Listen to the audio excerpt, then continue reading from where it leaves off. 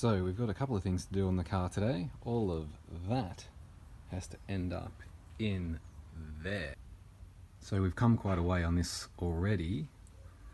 This top half of the intake clamshell has come off, been painted in black obviously. The gasket in between the two clamshell halves is known for expiring under boost, so a new Cometic gasket's gone in there. Painted the throttle body to keep in keeping with the black theme. This is obviously black as well. This has got a header tank installed, black silicon lines. The throttle body coolant water loop has been deleted, so we're actually bypassing that loop and it's going straight into the water system now. Black crossover pipe, exhaust manifold black, heat shield for the turbo also be black. Got some Raceworks fittings for the oil feed for the Hypergear 2.1U high flow that's gone on, as well as putting the dump pipe back in, which has been wrapped and is on the ground behind me. We've recommissioned the heater core. It was leaking internally, so there's a new replacement heater core unit in there, so these pipes will have to be plugged back into the heater core so it's a bit more civilized during winter. Air intake box, obviously we're not using the standard turn flow hole here, so there'll be some ducting here to push cool air up into this box and a cover over the top.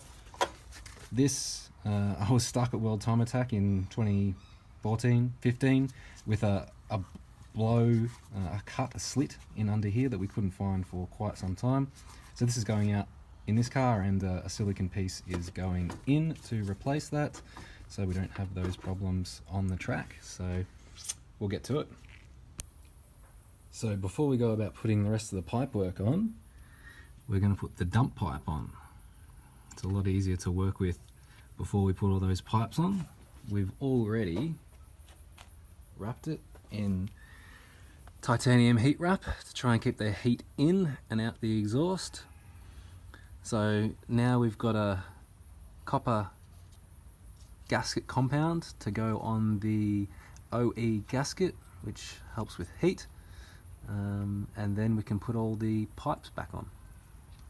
I should have said, while we took the opportunity to replace the clamshell gasket and paint the top half of the clamshell black, we also changed these. These are the standard side feed injectors. We've replaced them with 555cc injectors with a adapter loom, which plugs straight onto the existing Nissan harness. We're finished here for the day, so we've got most of the pipe work back together, apart from the blow-off valve, which returns into a slightly different position here on the apexy hard intake. So we've got to get a few pipes together and a bit of metal to get that to route through and around to the blow-off valve. We've also got to unblock this, which is the oil blow-by return. So this intake previously was on a race car, now this is on a street car, so we've got to plumb this to there. We'll actually be putting a catch tank in between to try and filter off any of the blow-by so we don't get it running through the turbo and then back through the intake. You can see here that our exhaust is on, wrapped, standard heat shield bracket is on, circlip. Always remember your circlip for your internal wastegates, can end badly.